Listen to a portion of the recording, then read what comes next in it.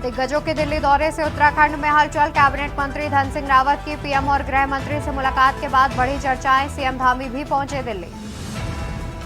राज्य आपदा प्रबंधन प्राधिकरण के कंट्रोल रूम पहुंचे राज्यपाल। अतिवृष्टि की वजह से उत्पन्न हालात का लिया जायजा। आपदा प्रबंधन अधिकारियों को 3 घंटे का दिया अल्टीमेटम। हरिद्वार से 12 लाख कांवड़ियों ने भरा गंगा जल। पंचांग के बावजूद भी लगातार बढ़ रही भक्तों की भीड़। आज से टूटेंगे सभी रिकॉर्ड। उत्तराखंड में कहीं भूस्खलन तो कहीं विद्युत आपूर्ति ठप। कुछ जगह स्कूलों में हुई छुट्टी, 2 की हुई मौत। भारी बारिश से जनजीवन हुआ अस्त व्यस्त। देहरादून में बारिश से 22 सड़कें हुई बंद। अधिकांश ग्रामीण सड़कें हुई हैं बंद। मौसम विभाग में भारी बारिश का जारी किया अलर्ट। प्रदेश के 6 जनपदों में भारी बारिश का अलर्ट जारी। मौसम विभाग के लोगों ने की सतर्कता बरतने की अपील। आप देख रहे हैं के न्यूज, खबरों का सारथी। नमस्कार, मैं हूं आपके साथ अवंतिका अवस्थी और हम बात करेंगे उत्तराखंड खबरों पर, जहां राज्य में भारी बारिश का जारी किया गया अलर्ट। मौसम विभाग ने भारी बारिश का जारी किया अलर्ट। मौसम विभाग ने भारी बारिश का जारी किया अलर्ट। प्रदेश के 6 जनपदों में भारी बारिश का अलर्ट हुआ जारी। उत्तरकाशी, चमोली, रुद्रप्रयाग, पौड़ी में बारिश का अलर्ट हुआ जारी। उत्तरकाशी, चमोली, रुद्रप्रयाग और पौड़ी में बारिश का अलर्ट हुआ जारी। पिथौरागढ़, नैनीताल में भारी बारिश का अलर्ट हुआ जारी। दून और बागेश्वर में भी भारी बारिश की चेतावनी। लोगों से की सतर्कता बरतने की अपील। तो दून और बागेश्वर में भारी बारिश की चेतावनी। लोगों से की सतर्कता बरतने की अपील। नदी नालों से दूर रहने की भी की गई अपील। बारिश के दौरान पहाड़ की यात्रा न करने की गई अपील।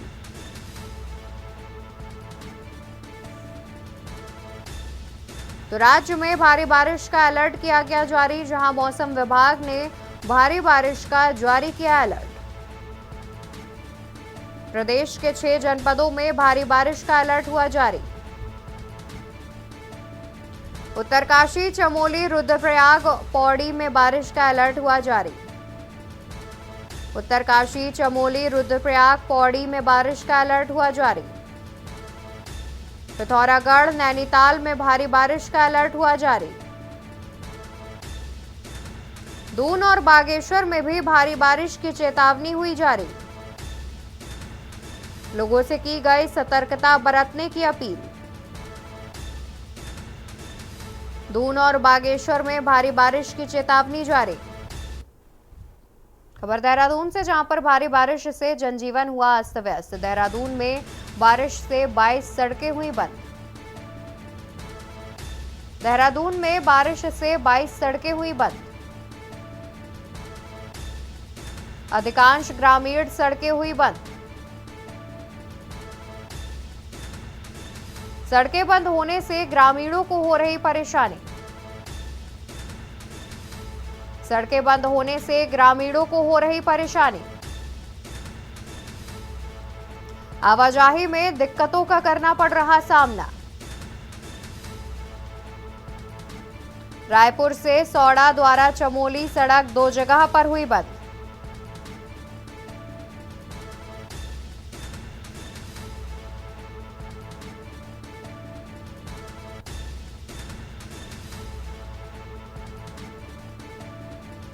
मसूरी की सड़क पर भी भूधसाव। खबर आपको बता रहे हैं, जहां पर मसूरी की सड़क पर भी भूधसाव के कारण भारी वाहनों के लिए सड़क हुई बंद।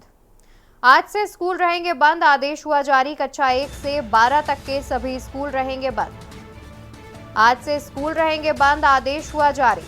कक्षा 1 से कक्षा 12 तक के सभी स्कूल रहेंगे बंद। भारी बारिश के मद्देनजर दून जिला प्रशासन ने लिया फैसला। दून और नगर क्षेत्र में आज बंद रहेंगे स्कूल, शिक्षण संस्थान। दून और नगर क्षेत्र में आज बंद रहेंगे स्कूल और शिक्षण संस्थान। नगर मजिस्ट्रेट ने छुट्टी के आदेश किए जारी। डीएम दून के दिशा निर्देश पर जारी किया गया आदेश। मौसम विभाग ने भारी बारिश का अलर्ट किया जारी। तो आज से स्कूल रहेंगे बंद, आदेश किया गया जारी। भारी बारिश और भूस्खलन के चलते स्कूल बंद रहने के आदेश जारी किए गए हैं। कक्षा 1 से 12 तक के सभी स्कूल बंद रहेंगे। भारी बारिश के मद्देनजर दून जिला प्रशासन ने लिया है फैसला। दून और नगर क्षेत्र में आज बंद रहेंगे स्कूल और शिक्षण संस्थान। दून और नगर क्षेत्र में आज बंद रहेंगे स्कूल और शिक्षण संस्थान। नगर मजिस्ट्रेट ने छुट्टी के आदेश किए जारी।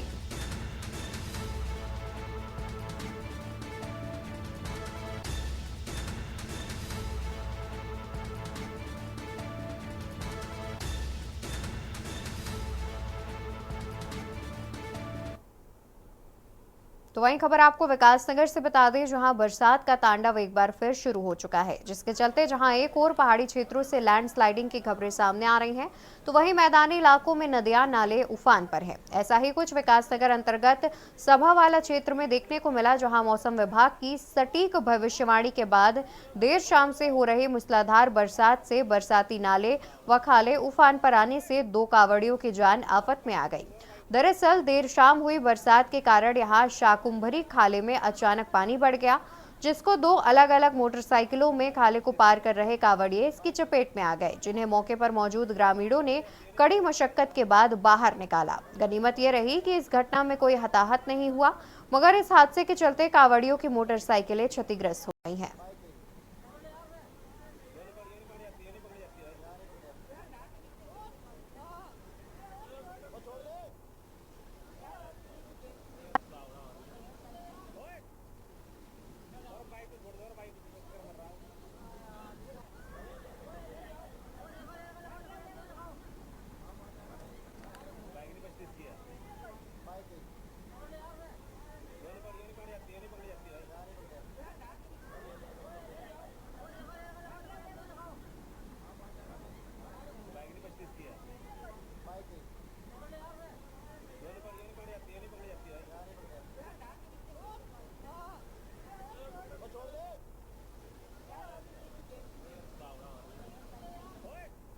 खबर देहरादून से है, जहां राज्यपाल लेफ्टिनेंट जनरल गुरमीत सिंह ने राज्य आपदा प्रबंधन प्राधिकरण के कंट्रोल रूम का मुआयना करते हुए अतिवृष्टि की वजह से उत्पन्न हालात का जायजा लिया। उन्होंने आपदा प्रबंधन अधिकारियों को 3 महीने के भीतर अपना एक डैशबोर्ड बनाने के निर्देश दिए। उन्होंने कहा कि आपदा प्रबंधन के राहत और बचाव कार्यों को संचालित करने और त्वरित निर्णय लेने में यह डैशबोर्ड काफी उपयोगी साबित होगा। इस दौरान राज्यपाल ने जिलाधिकारियों से बातचीत कर राहत और बचाव कार्यों की जानकारी भी ली। राज्यपाल ने रुद्रप्रयाग की मोरकंडा नदी में बने पैदल पुल के टूटने के बाद मदमहेश्वर में फंसे 100 से अधिक तीर्थयात्रियों की मदद को आगे आए गोंडार के ग्राम प्रधान बीर सिंह पवार से वीडियो कॉन्फ्रेंसिंग के जरिए बातचीत की। सचिव आपदा प्रबंधन विनोद कुमार सुमन ने मदमहेश्वर में फंसे यात्रियों को निकालने को लेकर चलाए जा रहे रेस्क्यू अभियान की भी जानकारी दी।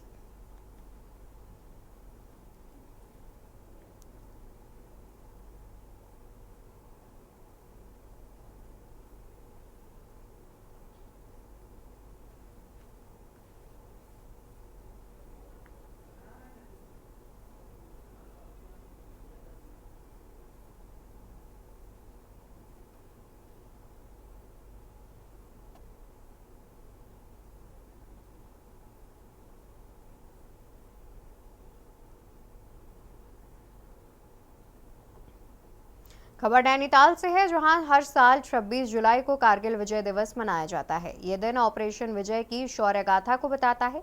कारगिल दिवस के मौके पर ऐसे जाबाज की कहानी बताने जा रहे हैं, जिसने कारगिल युद्ध में लड़ाई के दौरान दुश्मनों की 7 गोलियां खाई थी, लेकिन फिर भी वो मैदान में डटे रहे। आज वो वीर रामनगर और आसपास के 70 से ज्यादा बच्चों को फुटबॉल का प्रशिक्षण देकर नशे से दूर रहने की प्रेरणा भी दे रहे हैं।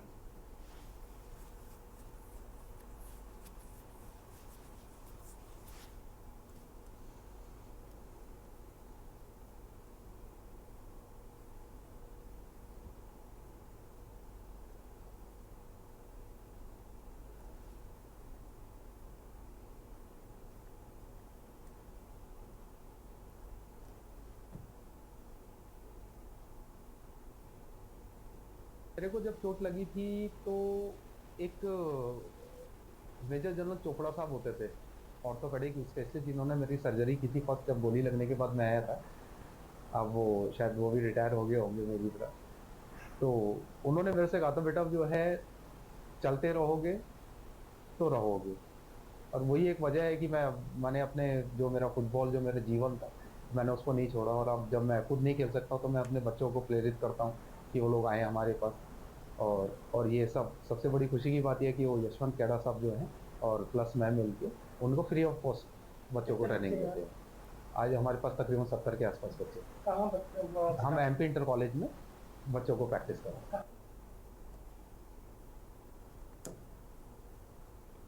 खबर देहरादून से है, जहां 22 जुलाई से देवभूमि उत्तराखंड में शुरू हुई कावड़ यात्रा के लिए पुलिस प्रशासन ने पूरा ट्रैफिक प्लान बना रखा है, जिसके तहत शहरी क्षेत्रों में कावड़ियों के वाहनों को आवागमन करने की इजाजत नहीं है।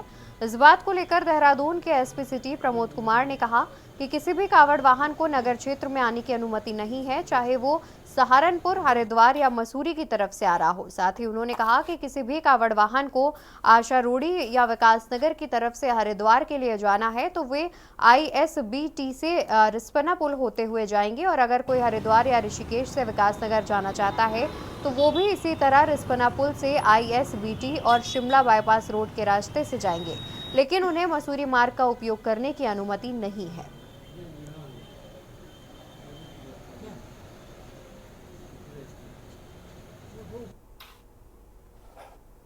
मैं स्पष्ट कर दूं कि किसी भी जो है कावड़ वाहन को जो है हमारे नगर क्षेत्र में आने की अनुमति नहीं है, चाहे वो किसी भी दिशा से हो, चाहे वो सहारनपुर साइड से हो या हरिद्वार या मसूरी, तो सिटी क्षेत्र में आने की अनुमति नहीं है।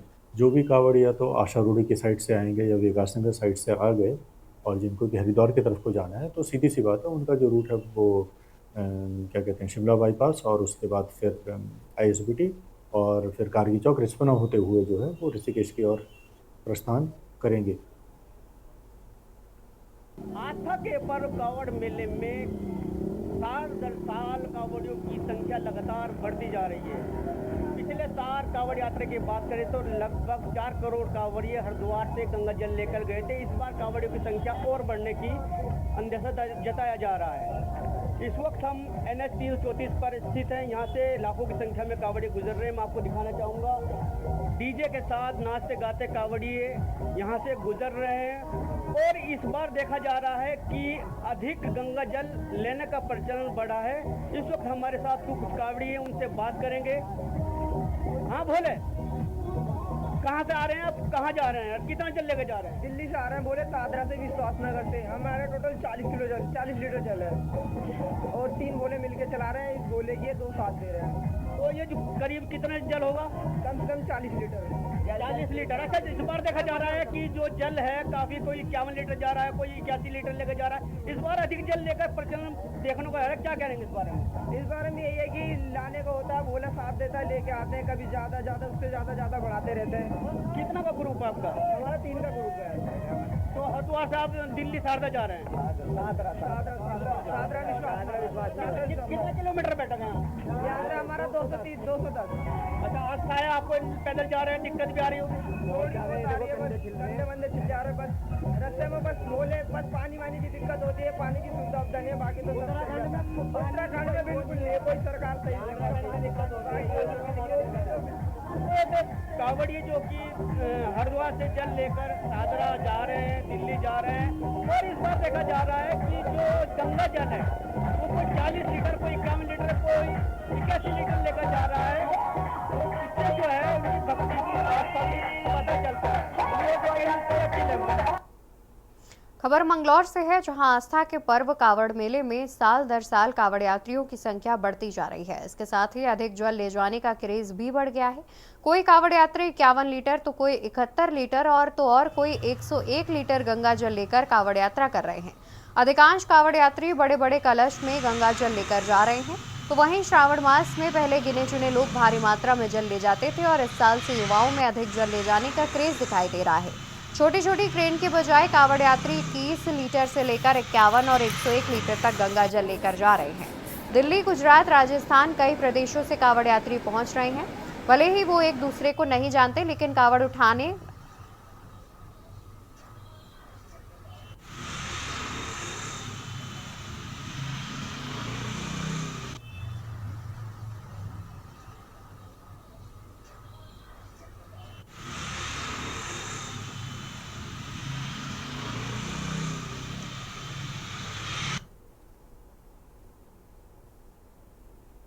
बढ़ते हैं खबरों में आगे, जहां पर कोटद्वार की मालन नदी पर मरीन ड्राइव बनाने की भाजपा जिलाध्यक्ष वीरेंद्र रावत ने मुख्यमंत्री से मांग की। 3 दिन पहले देहरादून में सीएम से मुलाकात करने के बाद मीडिया से बात करते हुए वीरेंद्र रावत ने कहा कि उन्होंने सीएम धामी को अवगत कराया है कि मालन नदी अपने दोनों ओर भू कटाव कर रही है, लेकिन इसका यदि ट्रीटमेंट हो जाए और इस पर मरीन ड्राइव बन जाए तो ये कोटद्वार के विकास में मील का पत्थर साबित हो सकती है।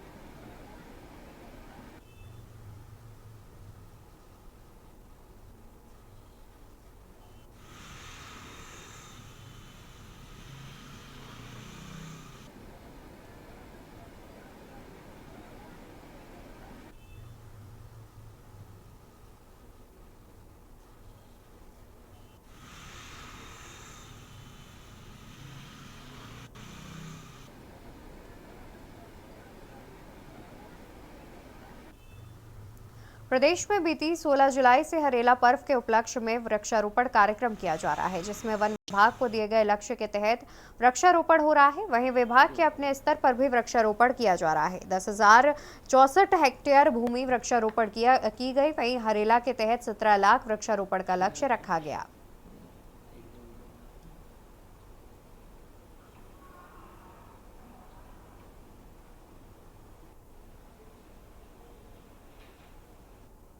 हरेला का कार्यक्रम जो है 16 जुलाई से प्रारंभ कर दिया गया था। राज्य स्तरीय भी प्रोग्राम एक जो है माननीय मुख्यमंत्री जी और माननीय मंत्री जी के गरिमामयी उपस्थिति में एक हमारे यहाँ माल देवता में प्रोग्राम भी हुआ था और सभी ज़िलों में भी जो है ये हरेला कार्यक्रम के तहत वृक्षारोपण शुरू किया गया है 16 तारीख से ही। और इसके अतिरिक्त हमारा विभागीय वृक्षारोपण भी है। विभागीय वृक्षारोपण इस बार करीब 10,064 हेक्टेयर में है, जिसमें कि 1 करोड़ 6 लाख पौधों का जो है रोपण भी था। तो वो भी कार्यक्रम अभी चल रहा है, रोपण का कार्यक्रम भी चल रहा है। और हरेला में भी जो हमारा टारगेट था वन विभाग का, कुल मिला के 50 लाख का टारगेट है और हमारा जो टारगेट था वन विभाग का वो 17 लाख है। तो उसको बखूबी तरीके से और इसको वृक्षारोपण को जो है संपन्न कराया जा रहा है। और यहाँ रुकेंगे एक छोटे से ब्रेक के लिए, जल्द हाजिर होंगे। आप देख रहे हैं के न्यूज, खबरों का सारथी। ब्रेक से वापस आ गए हैं, रुक करते हैं खबरों की ओर, जहां देश कारगिल विजय दिवस की 25वीं वर्षगांठ मना रहा था। इस अवसर पर देश के साथ ही उत्तराखंड राज्य में कई कार्यक्रम आयोजित किए गए। इस अवसर पर सीएम पुष्कर सिंह धामी ने कारगिल के शहीदों को भावभीनी श्रद्धांजलि दी, साथ ही शहीदों के परिजनों को सम्मानित किया। कार्यक्रम को संबोधित करते हुए सीएम पुष्कर सिंह धामी ने मोदी सरकार के कार्यों की जमकर सराहना भी की। सीएम ने कहा कि 1 रैंक 1 पेंशन को लागू करने के साथ ही पेंशन के साथ ही कई अन्य सुविधाएं प्रदान की हैं। सीएम धामी ने कहा कि पीएम मोदी के कुशल नेतृत्व में सेना को दुश्मन को जवाब देने के लिए खुली छूट दी गई है। भारतीय सेना अब दुश्मन की गोली का जवाब गोलों से दे रही है। तो वहीं सीएम धामी ने कार्यक्रम में पूर्व अग्निवीरों को सरकारी सेवाओं में आरक्षण दिए जाने की भी घोषणा की। सीएम ने कहा कि राज्य सरकार इस संबंध में जल्द ही सरकार एक्ट लाने जा रही है। इतना ही नहीं, मुख्यमंत्री ने शहीदों के परिजनों को राज्य सरकार की ओर से मिलने वाली 10 लाख रुपए की राशि को बढ़ाकर 50 लाख रुपए किया है। देखिए हमारी खास पेशकश।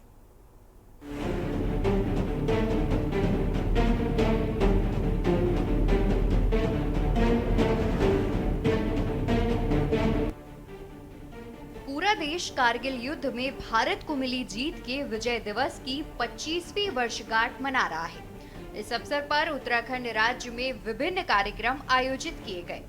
देहरादून के गांधी पार्क में मुख्य कार्यक्रम का आयोजन किया गया, जहां राज्य के मुख्यमंत्री पुष्कर सिंह धामी शहीदों को श्रद्धांजलि दी। इस दौरान कार्यक्रम को संबोधित करते हुए सीएम पुष्कर सिंह धामी ने मोदी सरकार के कार्यों की जमकर सराहना की। सीएम ने कहा कि वन रैंक वन पेंशन को लागू करने के साथ ही पेंशन के साथ कई अन्य सुविधाएं प्रदान की हैं। सीएम पुष्कर सिंह धामी ने कार्यक्रम में पूर्व अग्निवीरों को सरकारी सेवाओं में आरक्षण दिए जाने की घोषणा की है। इसके साथ ही मुख्यमंत्री ने शहीदों के परिजनों को राज्य सरकार की ओर से मिलने वाली 10 लाख रुपए की राशि को बढ़ाकर 50 लाख रुपए किए जाने की भी घोषणा की है। वहीं मुख्यमंत्री की इस घोषणा पर कांग्रेस ने सवाल उठाए हैं।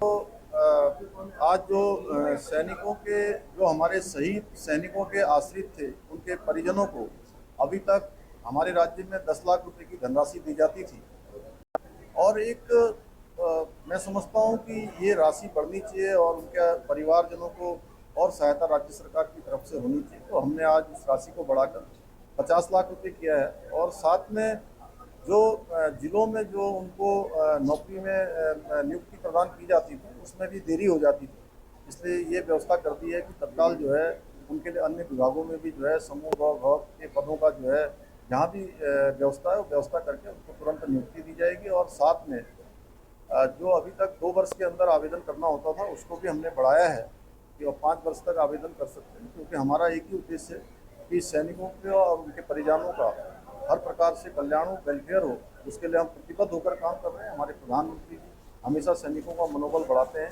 और उत्तराखंड ये सैन्य भूमि भी है, वीर भूमि भी है, इसलिए सैनिकों के कल्याण के लिए हम एक कदम भी पीछे नहीं रहेंगे। इसी बीच बड़ी खबर बलिया से सामने आ रही है। बलिया से खबर का रुख कर लेते हैं। बलिया से खबर आपको बताएंगे, जहां नागाजी स्कूल की तेज रफ्तार गाड़ी ट्रक में घुसी। स्कूल वाहन में सवार एक छात्र की मौत, 1 दर्जन बच्चे हुए घायल। आसपास के लोगों ने छात्रों को पहुंचाया अस्पताल। गंभीर हालत में 3 छात्र वाराणसी में बीएचयू के लिए हुए रेफर। स्कूल वाहन में सवार एक छात्र की मौत, 1 दर्जन हुए घायल। आसपास के लोगों ने छात्रों को पहुंचाया अस्पताल। गंभीर हालत में 3 छात्र वाराणसी में बीएचयू के लिए किए गए रेफर।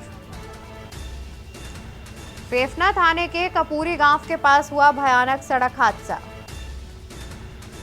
नागाजी स्कूल की तेज रफ्तार गाड़ी ट्रक में जा घुसी। खबर बलिया से हम आपको बता रहे हैं। स्कूल वाहन में सवार एक छात्र की मौत, 1 दर्जन बच्चे हुए घायल।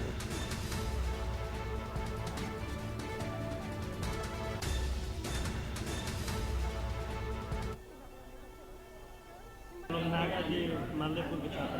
कहाँ से आ रहे थे आप लोग? हम लोग आ रहे थे चितबड़ा गाँव से। कितने लोग? 15 प्लस थे। अच्छा, क्या हुआ? पिकअप अचानक ट्रक से टकराए थे। कितने लोग घायल? 15 प्लस थे, सारे लोग आए। किस स्कूल के नाम? नागाजी मालदेपुर। एक दुखद घटना हुई है सुबह और थाना फेफना पड़ता है हमारे सदर तहसील में, उसके अंतर्गत क्षेत्र का ये मामला है। और एक नागा स्कूल है नागा, तो उसमें वहाँ पे बच्चे जाते थे, तो ये बच्चे अपने साधन से जाते थे और 3 से 4 बच्चे जो है क्रिटिकल है, उसमें से 2 को बीएचयू रेफर किया गया है। बाकी को यहीं पर हम जो हमारी क्रिटिकल केयर यूनिट है और आईसीयू है उसमें रख रहे हैं। हमारे सीएमओ सीएमआर सभी मेडिकल स्टाफ यहाँ पर लगा हुआ है और हम बेहतर से बेहतर इलाज देने का प्रयास कर रहे हैं। और जो 20 घटना के दोषी हैं उनकी जांच करा करके उन पर कठोर कार्रवाई की। और इसी खबर पर ज्यादा जानकारी के लिए हमारे साथ कृष्णकांत जुड़े हुए हैं। कृष्णकांत, देखा जाए तो ये जिस तरीके से गंभीर हादसा हुआ है, एक छात्र की मौत है, वहीं कई दर्जन छात्र घायल बताए जा रहे हैं। फिलहाल घायल छात्रों की स्थिति कैसी बनी हुई है? जी, जैसा कि आपको बता दें कि जो ये घटना घटी है, ये लोग रोज वहाँ विद्यालय पढ़ने के लिए, स्कूल आने के लिए, ये फेफना थाना अंतर्गत कपूरी नारायणपुर गांव के पास ये वहाँ की घटना है। ये लोग बच्चे जो पिकअप है, पिकअप को हाथ रोक के, गाड़ी को रोक के उस पिकअप पे सवार हुए हैं 15 छात्र। उसके बाद उसी पिकअप से ये लोग बलिया आ रहे थे, अपने स्कूल आ रहे थे। मालदेपुर नागाजी के ये विद्यार्थी थे। वही अनियंत्रित जिस तरह से ये सीसीटीवी फुटेज के साथ देखा गया है कि अनियंत्रित होकर ये जो पिकअप ट्रक में जाके टकरा गई है, जिसमें 16 लोग घायल हैं। 16 में से 1 की मौत हो गई है और 15 लोग 3 को रेफर किया गया है वाराणसी के लिए और बाकी का उपचार जिला अस्पताल में चल रहा है। बिल्कुल, बहुत शुक्रिया कृष्णकांत आपका ज्यादा जानकारी दर्शकों तक पहुंचाने के लिए। खबर आपको बलिया से बता रहे थे, जहां पर स्कूली वाहन हादसे का शिकार हो गया। इस दौरान एक छात्र की मौत हो गई तो वहीं कई छात्र घायल भी बताए जा रहे हैं। और उत्तराखंड की खबरों में मेरे साथ फिलहाल के लिए इतना ही। आप देखते रहिए के न्यूज इंडिया। नमस्कार। आप देख रहे हैं के न्यूज, खबरों का सारथी।